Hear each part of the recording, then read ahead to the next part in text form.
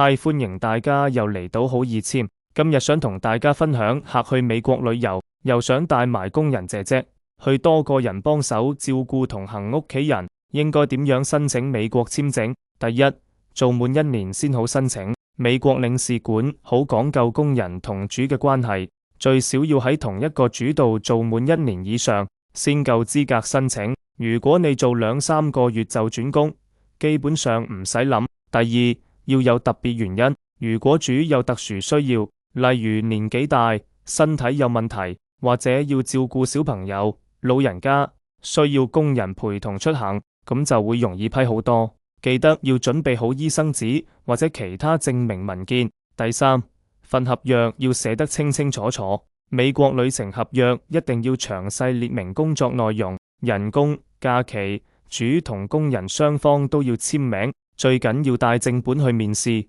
影印本係唔收㗎。第四，續約工人要帶出糧記錄。如果係第2次申請，一定要準備上一次美國旅程嘅出糧記錄，證明你之前真係有去過，有做過，呢個係必要文件。冇嘅話隨時被拒。總括嚟講，準備功夫要做足，文件要齊全。我哋係專門代辦香港家庭外籍傭工美國簽證嘅本地香港持牌旅行社，1對1顧問全程跟進，有咩問題都可以揾我哋幫手。最後幫記得 like 同 subscribe 我哋 YouTube channel， 有最新資訊第一時間通知你。多謝各位。